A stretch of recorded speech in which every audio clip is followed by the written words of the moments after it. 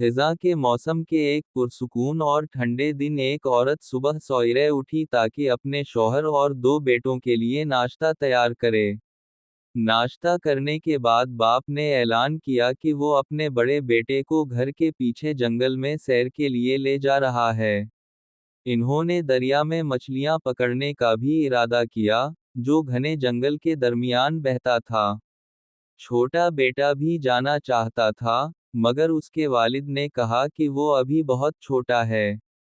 माँ और छोटा बेटा पिछले दरवाजे पर खड़े रहे और देखते रहे कि बाप और बड़ा बेटा कंधों पर माही गेरी का सामान उठाए बाग की पगडंडी से होते हुए दरख्तों में गुम हो गए। शाम को माँ ने छोटे बेटे से कहा कि वो खाना तैयार करने में मदद करे। जब खाना तैयार हो गया तो उसने बेटे को हाथ धोने के लिए ऊपर भेज दिया और बाकी घर वालों का इंतजार करने लगी। कुछ देर बाद वो परेशान होने लगी। शौहर और बड़ा बेटा अभी तक वापस नहीं आए थे। काफी देर हो चुकी थी और खाना ठंडा हो रहा था। 1 घंटा और इंतजार के बाद औरत ने खुद इन्हें ढूंढने जाने का फैसला किया।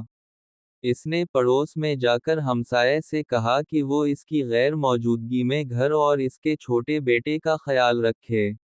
पड़ोसी मुस्कुरा कर बोला कि वो खुशी से मदद करेगा। औरत टार्चा लेकर जंगल की तरफ रवाना हो गई। पड़ोसी और छोटा बेटा दरवाजे पर खड़े उसे जाते देखते रहे। अब तकरीबन रात हो चुकी थी और जंगल अंधेरे में डूबा हुआ था। वो दरख्तों और झाड़ियों के दरमियान चलती रही, उनके नाम पुकारती रही, मगर कोई जवाब ना मिला। कुछ देर बाद वो दरिया के किनारे पहुंची तो हैरान रह गई। उसके शौहर का माही गेरी का सामान वहीं पड़ा था। कांटा पानी में था, जैसे वो अचानक गायब हो गए हों। इसने कांटा खींचना शुरू किया। दूसरी तरफ कुछ भारी चीज फुंसी हुई थी। बड़ी मुश्किल से उसने उसे किनारे तक खींचा और टार्चा जलाई। रोशनी में जो मंजर सामने आया, इसे देखकर इसकी चीख निकल गई। दरिया के किनारे उसके शौहर और बड़े बेटे की लाशें पड़ी थीं।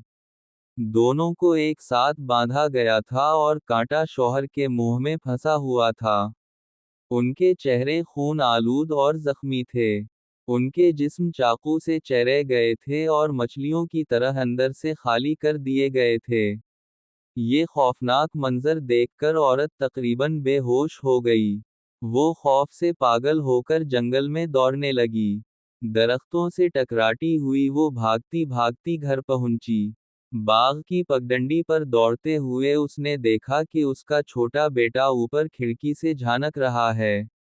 इसका चेहरा जर्द था और आंखें खौफ से फैली हुई थीं। औरत ने दरवाजा पीटा। पड़ोसी ने दरवाजा खोला। वो अंदर आई और घुटनों के बल गिर गई। रोते हुए उसने उसे सब कुछ बताया। पड़ोसी ने उसे तसल्ली दी और कहा कि वो पुलिस को बुलाने जा रहा है। जब वो चला गया तो औरत ऊपर अपने छोटे बेटे को ये अनदुहनाक खबर देने गई। जैसे ही उसने कमरे का दरवाजा खोला, वो दहशत से चीख उठी। बिस्तर पर खून के तालाब में उसके बेटे की धड़ से जुदा लाश पड़ी थी। तकिए पर खून आलूद चाकू रखा था। इसका कटा हुआ सर खिड़की के पास रखा था, जिसकी बेजान आंखें बाहर की तरफ घूर रही थीं। औरत ने फौरन पुलिस को बुलाया, मगर जब वो आए तो पड़ोसी का घर खाली था। वो गायब हो चुका था। कई दिन तक जंगल में तलाश की गई, मगर उसका कोई सुराग ना मिला।